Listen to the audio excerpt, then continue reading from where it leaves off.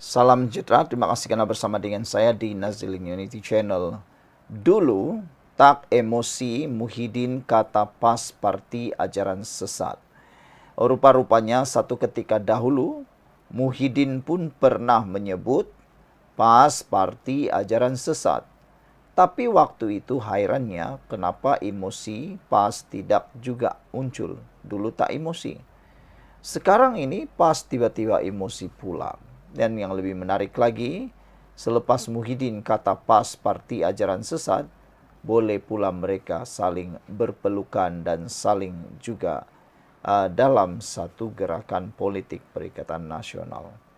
PKR tak pernah sebut, Anwar tak pernah sebut, tapi Muhyiddin pernah sebut PAS parti ajaran sesat.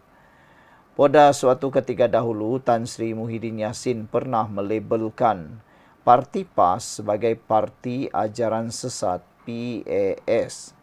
Namun PAS ketika menunjukkan reaksi beremosi terhadap kenyataan tersebut, malah ramai Menteri Melayu sebelum ini pernah menghadiri majlis sambutan Hari Krismas tanpa sebarang isu yang ditimbulkan oleh PAS, apatah lagi menuduh mereka melampau.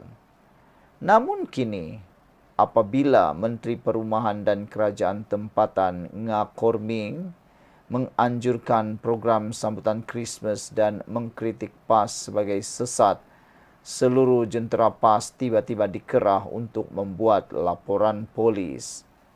Setakat semalam, sebanyak 69 laporan polis telah dibuat dan PAS merancang untuk mengadakan demonstrasi awam selain bercadang menyaman ngar di mahkamah. Keadaan ini sudah terang lagi bersulu bahawa PAS adalah sebuah parti yang bersikap ultra hipokrit dan pembuli. Mengapa standard mereka berubah bergantung kepada siapa yang berkata atau melakukan sesuatu?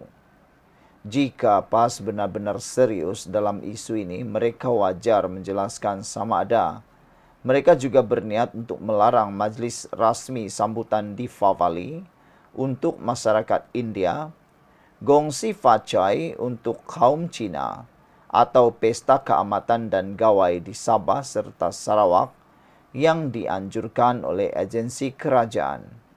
Jika ya, mereka sepatutnya berani mengumumkan pendirian ini sebelum PRU 16. Jangan hanya berani di belakang, tetapi penakut dan pengecut menyatakan pendirian sebenar di hadapan rakyat. Saya mencadangkan pemimpin-pemimpin PAS untuk memahami dan menghayati maksud kebebasan beragama bagi rakyat bukan Muslim seperti yang termaktub dalam Perkara 3, Perkara 11 dan Perlembagaan Persekutuan. Kebebasan ini adalah asas kepada keharmonian masyarakat majmuk di negara kita. Akhir sekali, saya menyeru PAS untuk memainkan peranan yang lebih inklusif dalam menyatu padukan rakyat Malaysia tanpa mengira kaum dan agama. Tumpukanlah tenaga kepada usaha untuk melonjakkan pertumbuhan ekonomi negara, bukannya mencetuskan perpecahan, kata Lim Lip Eng, ahli Parlimen Kepong. Saudara, apa pula pendapat anda untuk laporan berita di dalam Malaysia kini ini? Benarkah apa yang dinyatakan oleh pemimpin ahli parlimen ini? Dulu tak emosi, Muhyiddin kata PAS parti ajaran sesat. Sekian dulu untuk kali ini. Jangan lupa tinggalkan komen anda. Salam sejahtera, terima kasih kerana bersama dengan saya. Dah lama terbit sejak PR, Pakatan Rakyat, buku Hana boleh pula dianggap bahaya zaman Perdana Menteri ke-10. Buku Hana Yoh berjudul Becoming Hana, A Personal Journey, sudah 11 tahun diterbitkan ketika PAS bersama DAP dalam blok Pakatan Rakyat PR. Pada era pentadbiran kerajaan Datuk Seri Najib Razak ketika itu, tidak pula timbul desakan pengharaman buku pemimpin DAP berusia 46 tahun berkenan. Begitu juga tiada bantahan daripada pihak PAS terhadap buku ahli parlimen segambut itu semasa zaman kerajaan diterajui Tan Sri Muhyiddin Yassin dan Datuk Seri Ismail Sabri Yaakob.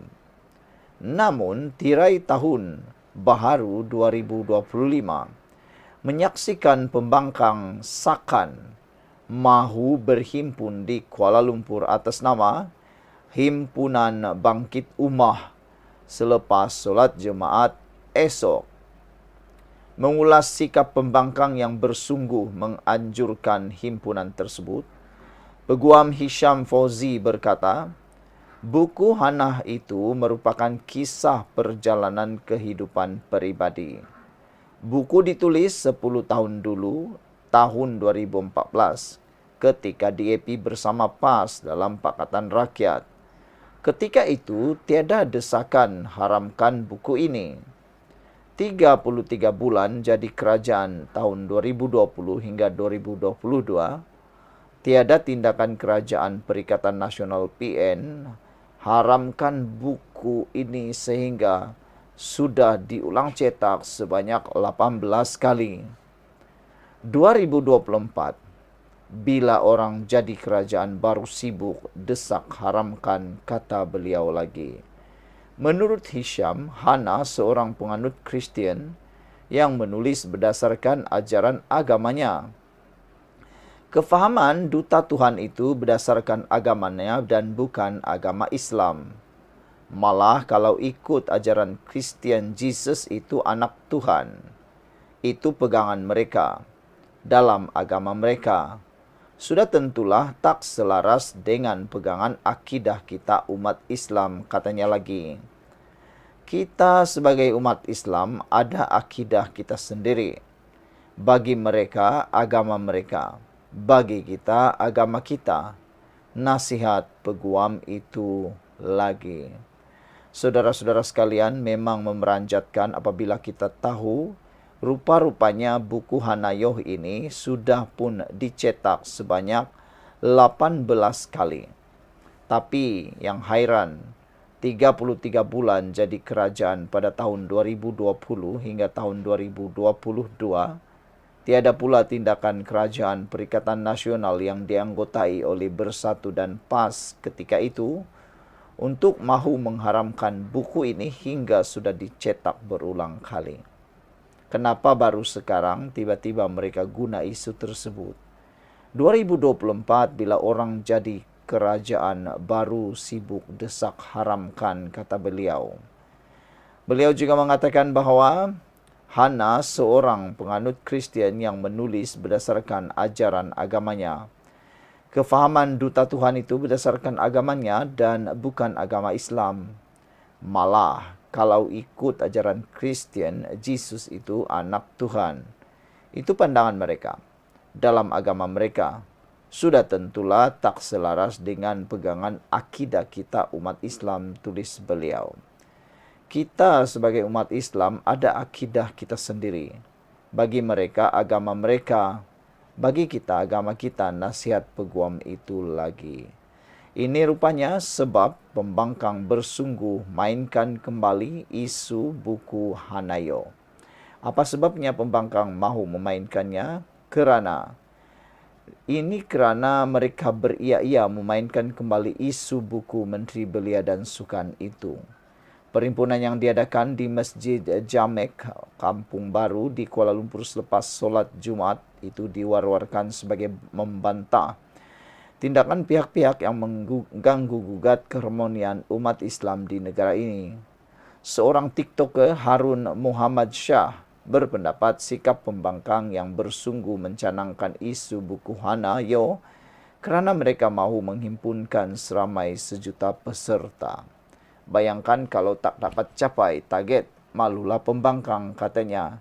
Itulah sebabnya pembangkang spark isu Hanayoh ini buat macam isu baru sambil bawa naratif Islam terancam. Hasut rakyat turun pada perhimpunan nanti, katanya lagi.